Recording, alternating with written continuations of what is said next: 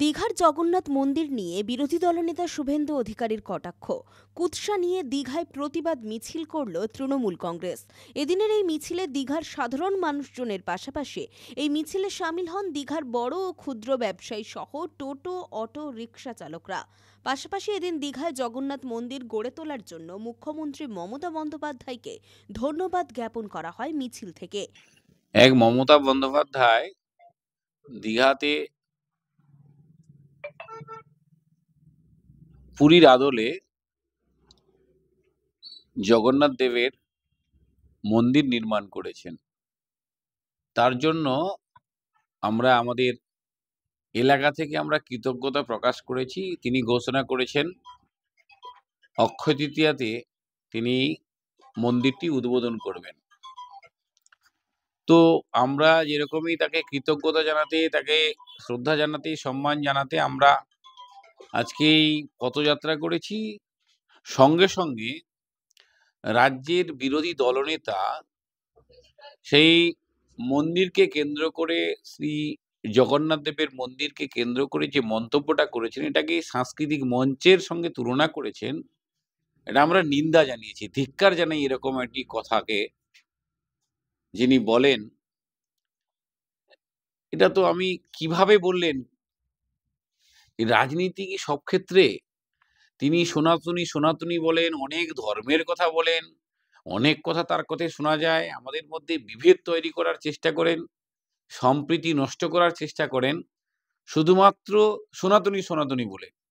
তবে প্রকৃত যদি সনাতনী হন, তিনি কি জানেন না এখনো সারা ভারতবর্ষের বিভিন্ন জায়গাতে একটা পাথরকে নিয়ে আমরা শীতলা মায়ের পুজো অর্চনা করি। গ্রামের যে শীতলা মন্দিরগুলো দেখুন তো, আগেকার দিনে সেটা কি হতো, যেখানে মূর্তি নেই সেখানে ওই পাথরকে তো পরম্পরা আমাদের দীর্ঘদিন ধরে পুজো হয়ে আসছে, তাকে আমরা দেবী হিসাবে পুজো করি। কখনো আমরা মূর্তি করি, কেউ নিরাকারে করেন। আমাদের ইনি কি আমাদের রামকৃষ্ণ পরমহংসদেবের থেকেও বড় কোন সনাতনী? যুব তৃণমূল নেতা সুপ্রকাশ গিরির দাবি, এই জগন্নাথ মন্দির গড়ে ওঠার জন্য যেমন দর্শনার্থীদের একটি তীর্থস্থান পাওয়া যাবে, তেমনি এই মন্দিরকে ঘিরে দীঘা ও পার্শ্ববর্তী অঞ্চল সহ জেলার বহু মানুষের কর্মসংস্থান হবে। কিছুদিন আগেই মাননীয় মুখ্যমন্ত্রী আমাদের জেলায় এসেছিলেন এবং দীঘায় এসেছিলেন তিনি। আপনারা সকলে জানেন যে আমাদের দীঘাতে একদম পুরীর আদলে, পুরীর মতন জগন্নাথ দেবের মন্দির একদম তৈরি হয়েছে এবং তার কাজ তিনি সরজমিনে খতিয়ে দেখেছেন এবং আগামী 30শে এপ্রিল অক্ষয় তৃতীয়ার দিন এই মন্দিরের শুভ প্রতিষ্ঠা হবে। সেই দিনে মুখ্যমন্ত্রী নিজেই উপস্থিত থাকবেন। এরপরে আবার রথযাত্রা হবে। প্রথম বছর রথ এখান থেকে থাকবে, এখান থেকে রথ টানা হবে রথযাত্রার। দীঘার ছেলেরা আরও বেশি করে তারা জীবিকা পাবে। তারা বিভিন্ন রকম, যারা অটো টোটো চালায় তারা বিভিন্ন রকমভাবে আরও তাদেরকে বাড়তি তারা সুবিধা পাবে। সব কিছু মিলিয়ে দীঘার ছেলেদের পেটে লাথি মারছেন শুভেন্দু অধিকারী, এসব বলে আমরা তার প্রতিবাদ জানিয়েছি, ধিক্কার জানাই শুভেন্দু অধিকারী এই বক্তব্যের, এবং আগামী দিনে আমাদের আরও আন্দোলন চলবে। এদিন নিউ দীঘা থেকে ওল্ড দীঘা পর্যন্ত প্রায় 3 কিলোমিটার পথ জুড়ে হাজার হাজার মানুষের মিছিল, প্রতিবাদ এবং পথসভা অনুষ্ঠিত হয়। নেতৃত্ব দেন কাঁথি সাংগঠনিক জেলা তৃণমূলের নেতা তথা পূর্ব মেদিনীপুর জেলা পরিষদের মৎস্য কর্মাধ্যক্ষ তরুণ জানা সহ অন্যান্যরা। ওটা জগন্নাথ মন্দির নয়, জগন্নাথ মন্দির নয়। সরকারি টাকায় মন্দির, মসজিদ, গির্জা কিছু করা যায় না, গুরুদ্বারা করা যায় না। ওইটার নাম হচ্ছে শ্রী জগন্নাথ ধাম কালচারাল সেন্টার, সাংস্কৃতিক কেন্দ্র। আপনারা ভুল বোঝাবেন না। আর পুরী ধাম 4 ধামের এক ধাম। পুরী ধামকে নকল করলে হিন্দু মেনে নেবে না, হিন্দু মেনে নেবে না। দৈতাবতীজিকে নিয়ে আসবো, দীঘা সহ মেদিনীপুরে ধর্মসভা করে মমতার ভণ্ডামির মুখোশ খুলব। আর ওটা মন্দির নয়, ওটা কালচারাল সেন্টার, সরকারি টাকায়। আমরা রাম মন্দির গড়েছি হিন্দুদের টাকায়, সরকারের টাকায় নয়। আমরা নিধি দিয়েছি।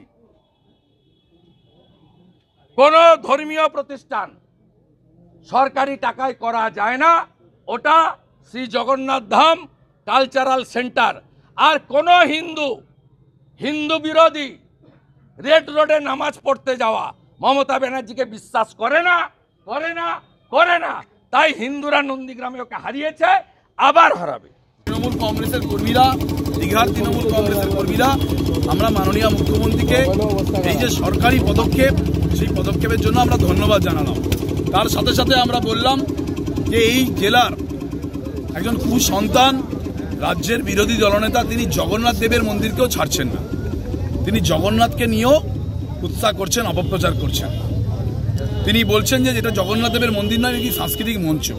তিনি নিজেকে সনাতন সনাতন বলেন, হিন্দু হিন্দু করে চিৎকার করছেন, আবার জগন্নাথ দেবের মন্দিরকে নিয়ে কটাক্ষ করছেন, উৎসাহ করছেন, অপপ্রচার করছেন।